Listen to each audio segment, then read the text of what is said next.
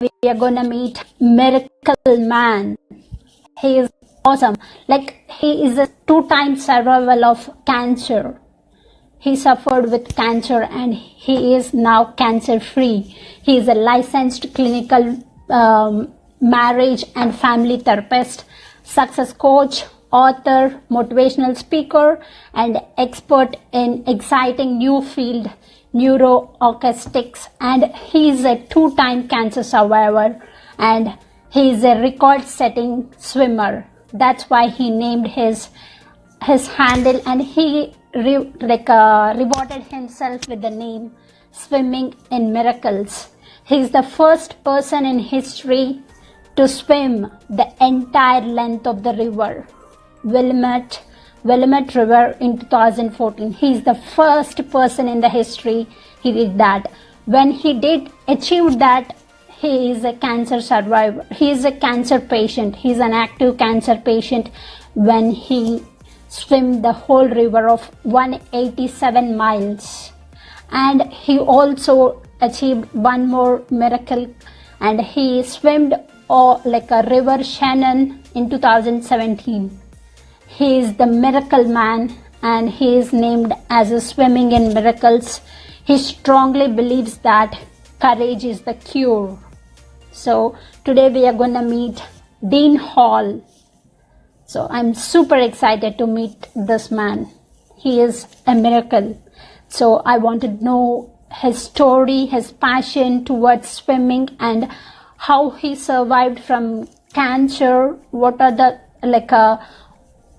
thoughts that he has gone through, and what is the pain? And also I got to know that his wife died with the brain cancer. So it's a painful journey, but he achieved it with the courage. So I'm waiting for Dean Hall to join.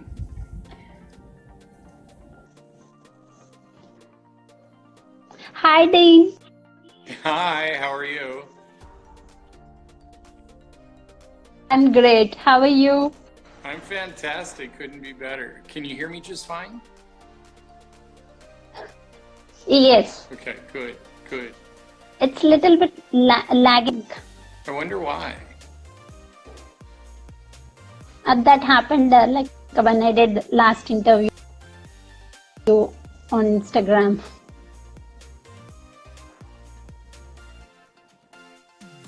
Do I need headphones? Are you hearing me? Yeah, I'm hearing you just fine. No, you are fine. Yes, I'm super happy. Thanks to you for accepting my request. Yeah, I've really been looking forward to getting a chance to talk with you and meeting you and hearing not so much about me, but about you. No, I about you from a Bo interview. I saw your interview on Bo's channel, so I'm super excited. I'm blown away. But Good, good, good. you're a miracle man. Well, I'm a man, and that's about as far as I'll go on. I just want to know more about your story, and I want to share it to the audience. So, who is Dean Hall and how he became a Swimming in Miracles? Okay. Well, I'm just an average guy, and I grew up here in Portland, Oregon. And to the sun, I tell everybody I was raised by wolves because both my mom and my dad were mountain climbers. And so I spent most of my childhood out in the Cascade Mountain Range, which is a real wild and free area, climbing mountains. When I'd come back after a weekend and all my friends had spent their whole weekend watching a Scooby-Doo marathon, and I climbed Mount Hood or something. And so I felt like I had a really wonderful, adventurous childhood. And then I went out to college in the Midwest in Kansas to a small college just on a lark, because I had a full ride scholarship to play soccer, not knowing that I'd fall in love with a cute little Kansas girl and put myself in exile for love. And we built a really wonderful life together. I was a school teacher for 20 years, but then at the same time, I got very interested in psychology, and the stress of all the teachers and the problems of all my students made me become a therapist. So I would teach in the morning and then do therapy in the evening. And that, believe it or not, was working out wonderfully. And then unexpectedly, my wife was diagnosed with brain cancer. And 52 days later, she was dead, 15 days before our 30th anniversary. And the grief of that was so intense that it suppressed my immune system, obviously. And I got leukemia and lymphoma and just kind of dropped out of life. I really didn't care about anything anymore, and moved back home to Portland, Oregon, because Kansas without the cute little Kansas girl was just kind of Kansas. And so I moved back, not realizing that I would move back and be very isolated. And I had left all my adult friends and this thriving practice. So I all of a sudden didn't have the wife that I dearly loved, didn't have the practice that gave my life meaning, and didn't have friends that gave me connection. And so I was really broken and alone. And by August of 2013, I was dying of leukemia and lymphoma, and I was down to 159 pounds, and I'm 6'1.5". So it was pretty much a skeleton, a bag of bones. And I realized I was dying and I didn't care. But then I remembered my 21-year-old daughter who I adore, and had just lost her mama.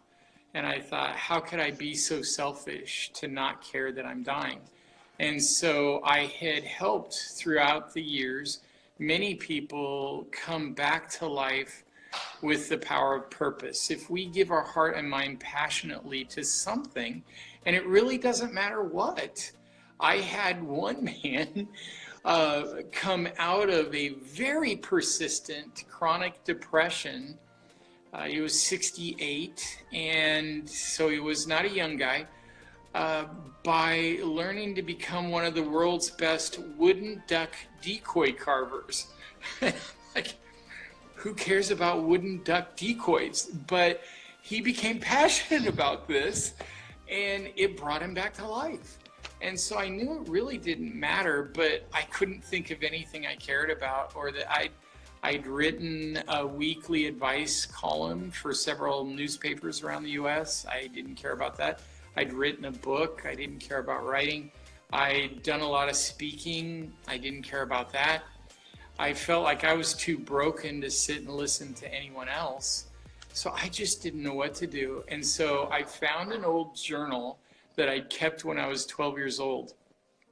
And on it were things I wanted to accomplish in my adult life. And one of them was swimming the English Channel. And that excited me. So I talked to my doctors, and they said, absolutely not. You get in a public, your immune system so bad, just getting in a public pool could kill you.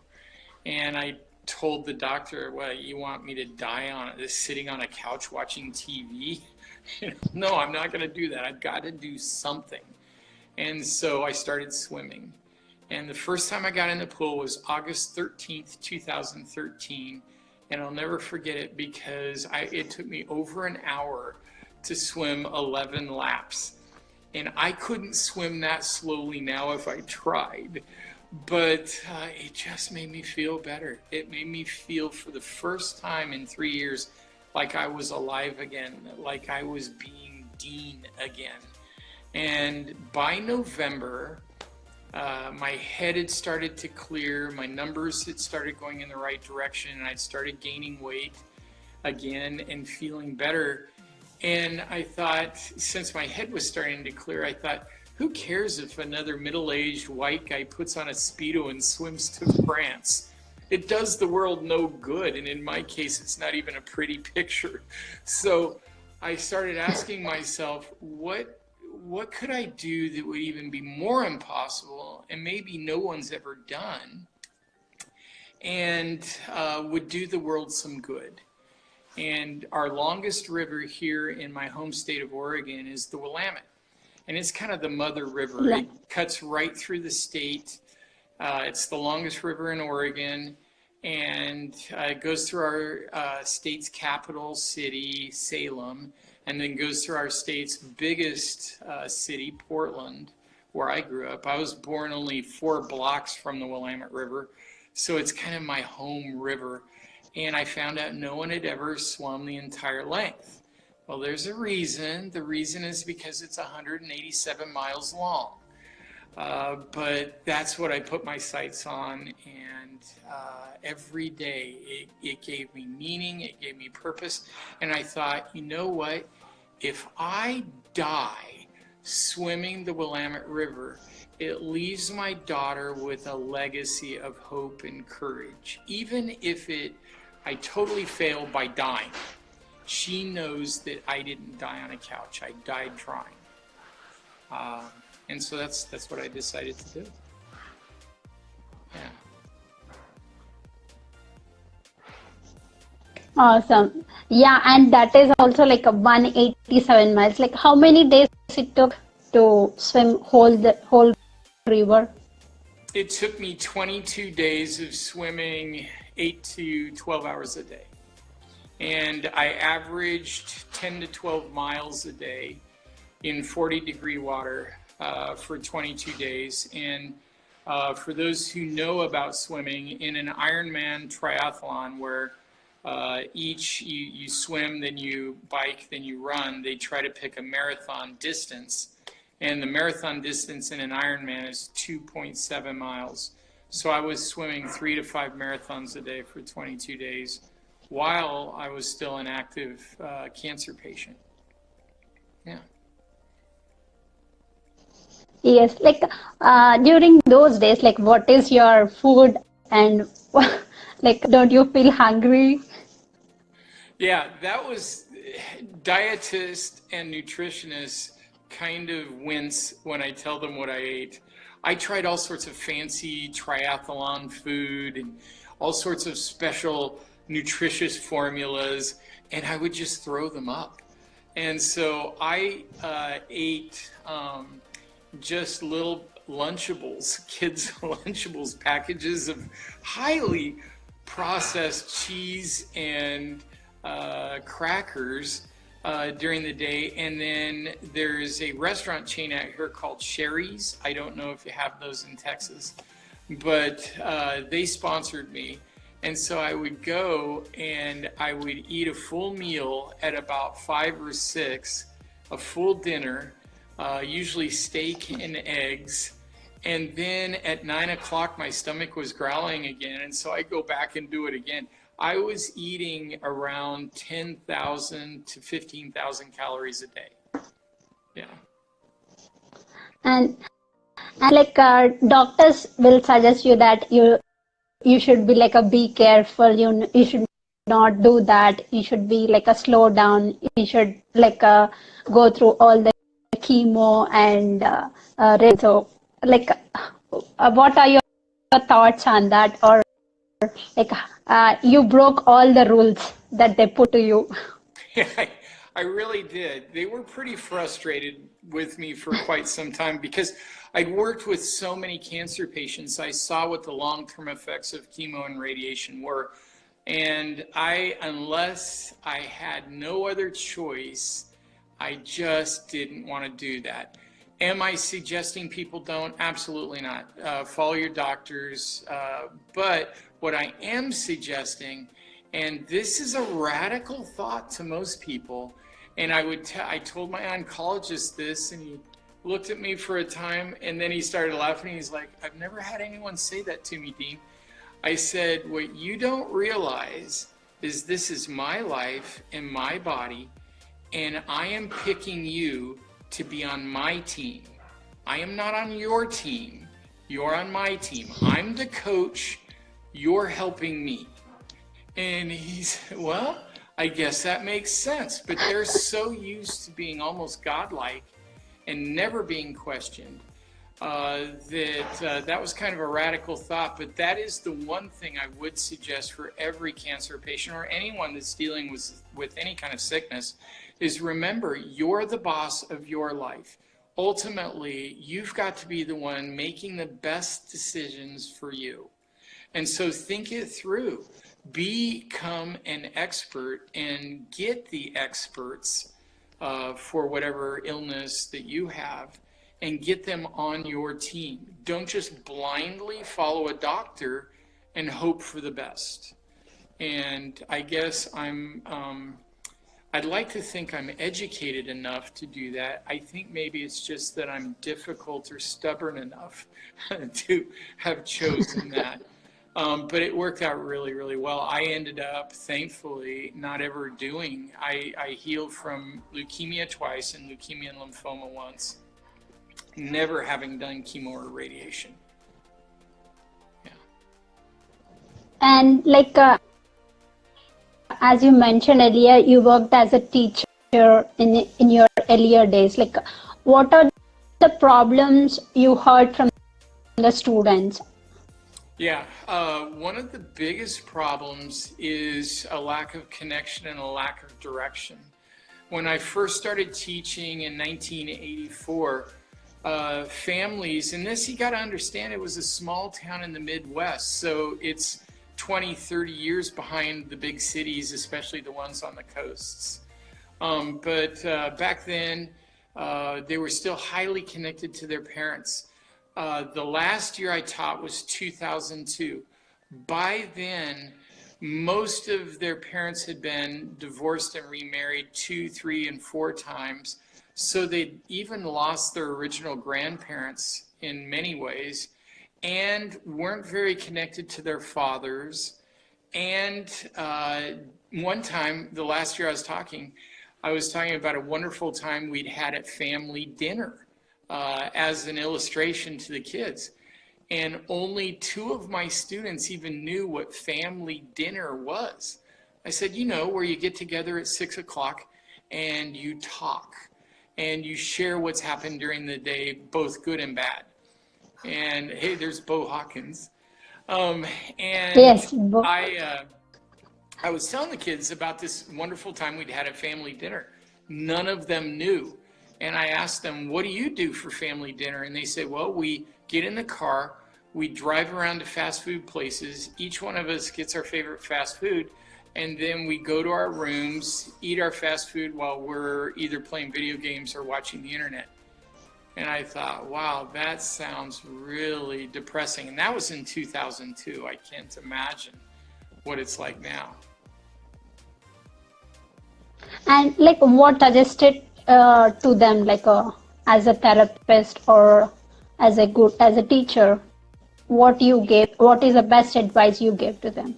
To the students or the parents of the students? Yes, to the students. To the students is really, as fun as video games are, as wonderful as Netflix is, you've got to have times where you're connected to your friends. So if you're going to play video games, play them with your friends. But get off the video games and just hang out and talk to each other. And one of the things I love about the UK is, and I noticed this even when I was a kid because I was on a sports team that took us to the West Midlands in England, and we played with kids in Wolverhampton and Birmingham and Manchester and Liverpool. And the kids there would just sit and talk to each other at a pub. And I just loved that, even as a kid, but I noticed that again when I swam the River Shannon. One of the things I just absolutely adored about the Irish is they weren't on their phones all the time. They wanted to talk to you, and they wanted to tease you and give you a hard time, which I just absolutely loved.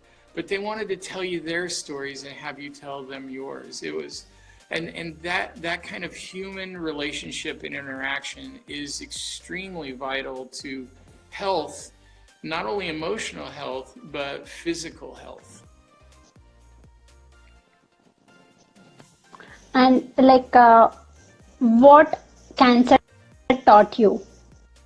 What are the most important lessons you learned through that whole journey?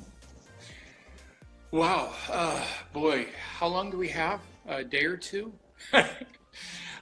There are three fundamental lessons that I learned. The first, and I'll just try to be very brief with each one of them, and if you want to ask about one or another, you can. The very first, one of the things that turned my life around, and the whole reason Yeah. I call my site Swimming in Miracles, is because right before I decided to swim the English Channel, I was really having a hard time and feeling like everything I'd ever loved or ever tried to do was now gone or broken. And I ran across a quote by Albert Einstein. He said, there are only two ways to approach your life. One is as if nothing is a miracle. The other is as if everything is a miracle. And being the deeply spiritual person that I am, when I saw that, I uttered out several profanities and slammed the computer shut. But it was what I call a Velcro quote. It just stuck to me. And a couple days later, I realized, well, number one, Einstein's probably a little smarter than I am. And number two, what would happen if I experimented and gave that mindset a trial run? And so even though it sounds really extreme, that's exactly what I did. And within 2 days, it had changed my life. So accepting that everything is a miracle. And the reason that I call it swimming in miracles is I found that what you look for, you find. And if you believe that everything is a miracle, pretty soon there are so many miracles all around you every moment of every day that you're actually swimming in them. And so that's why I call it swimming in miracles. The second thing that I found is we are all much more limitless than we would ever imagine, particularly when we're connecting like you and I are. Success is never a solo event. And the 2 world record swims that I've done, I've had so much help and such a good team. All I had to do is get up and swim. And so we are limitless, but we are extraordinarily limitless when we're connected and helping each other. So that's the second thing. And the human body will do so much more than we would ever guess. There's almost no limit on the human body. And then the third thing, and I think this is one of the most important things I learned for today's world, especially since we're all spending so much time on our computers and our phones.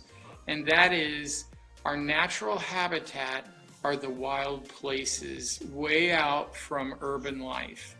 And so the more connected we are with nature and the more time we take to be around nature, the more healthy and strong we will be mentally, spiritually, emotionally, and physically.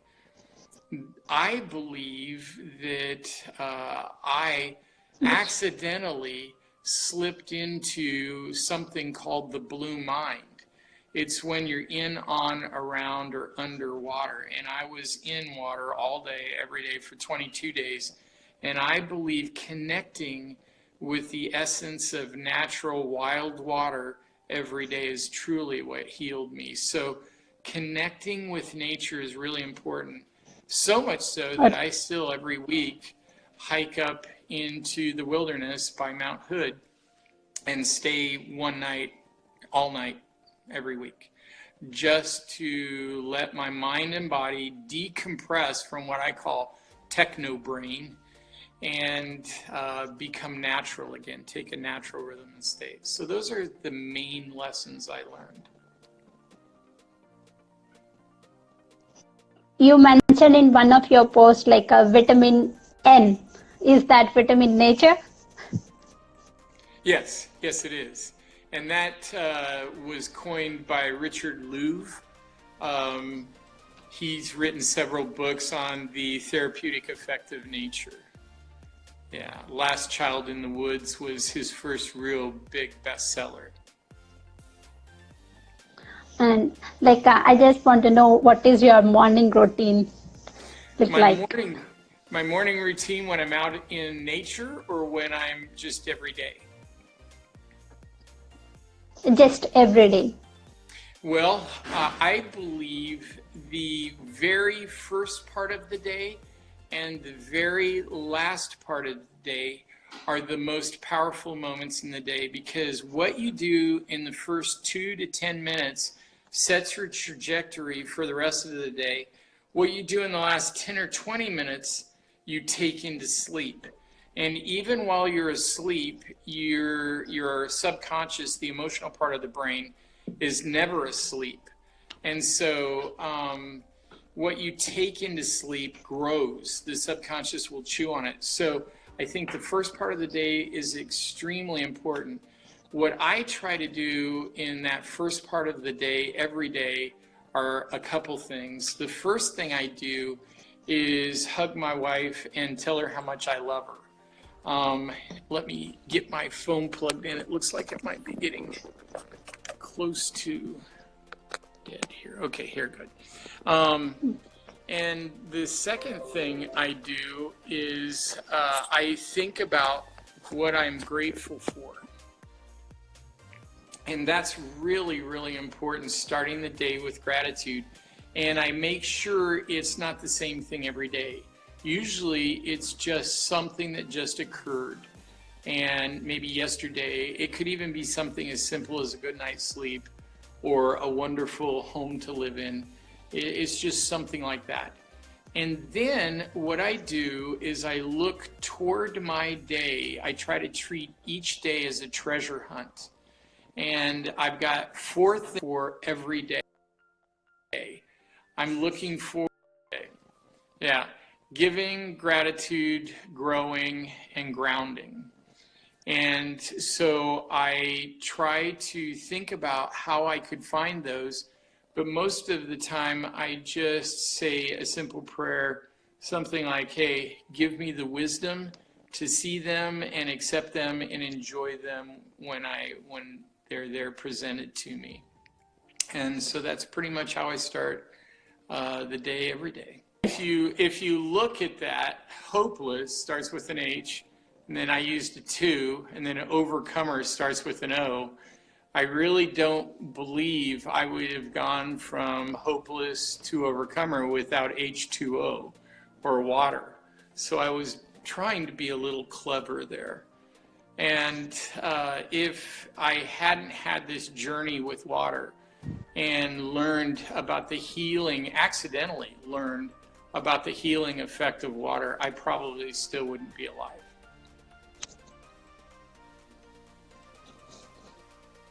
So you named it as H2O.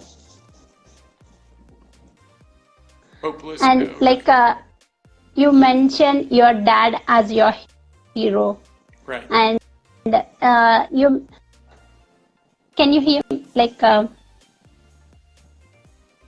yeah. So in that post, you mentioned that he's very good at kintsugi, the art of embracing damage. I Yeah. really love that post. Oh, thank you. Yeah, Kintsugi.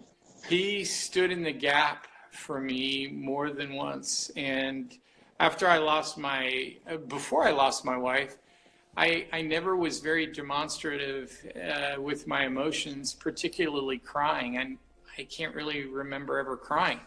After I lost my wife, I cried all the time, and it was terribly for me, even though it shouldn't be, and I knew better. It was very embarrassing. And one of the things, and it made me feel very out of control and very broken, not to have any kind of emotional control whatsoever. And I don't think you can go through life